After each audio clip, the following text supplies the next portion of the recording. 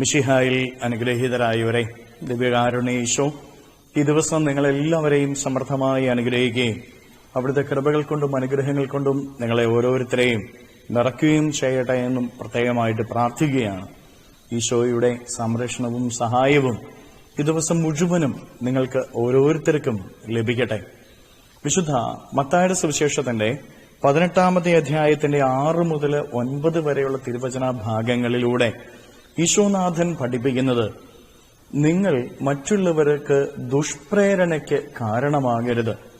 നിങ്ങളുടെ കയ്യോ കാലോ കണ്ണോ ദുഷ്പ്രേരണയ്ക്ക് കാരണമാകുന്നുവെങ്കിൽ അത് എടുത്ത് കളയണമെന്ന് തന്നെ ഈശോനാഥൻ പഠിപ്പിക്കുകയാണ്.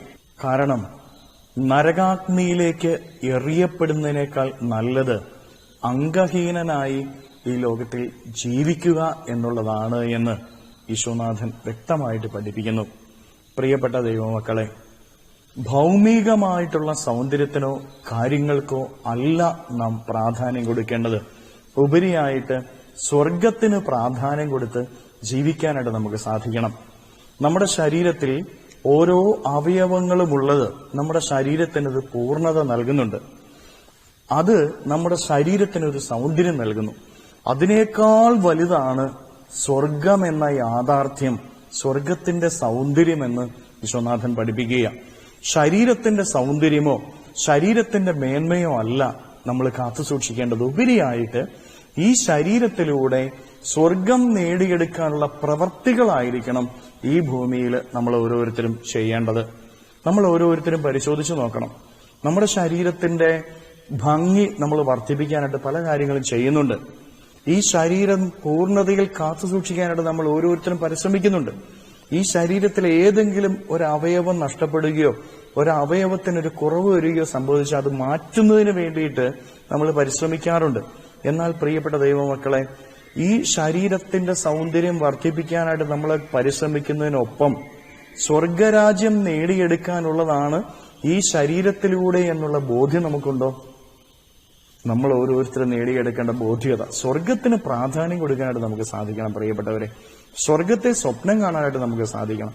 അത് ശരീരത്തിന്റെ വിശുദ്ധിയിലൂടെ മാത്രമേ നേടിയെടുക്കാനായിട്ട് നമുക്ക് സാധിക്കുകയുള്ളൂ എന്നുള്ള തിരിച്ചറിവും നമ്മുടെ ഓരോരുത്തരുടെയും ജീവിതത്തിൽ ഉണ്ടായിരിക്കണം. അതുകൊണ്ട് ശരീരത്തിന്റെ പരിശുദ്ധിയെ നശിപ്പിക്കുന്ന എല്ലാറ്റിനെയും നമുക്ക് ഉപേക്ഷിക്കാം. ശരീരം പരിശുദ്ധിയിൽ കാത്തു സൂക്ഷിക്കാം.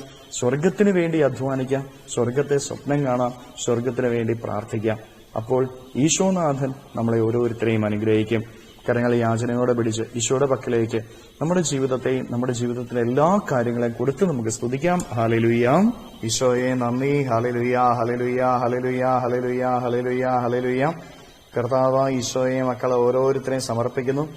ഓരോരുത്തരെയും അനുഗ്രഹിക്കുകയും ആശീർവദിക്കുകയും ചെയ്യണമേ. ഇവരുടെ ജീവിതങ്ങളിലേക്ക്, ഇവരുടെ അധ്വാനങ്ങളിലേക്ക് അങ്ങ് ഇറങ്ങിച്ചെല്ലണമേ. ഇന്നിവർ ചെയ്യുന്ന സകല കാര്യങ്ങളിലും അങ്ങയുടെ സംരക്ഷണം ഇവർക്ക് ലഭിക്കട്ടെ. ഇന്ന് ഇവരുടെ വഴികളിൽ അങ്ങ് കൂടെ ഉണ്ടായിരിക്കണമേ.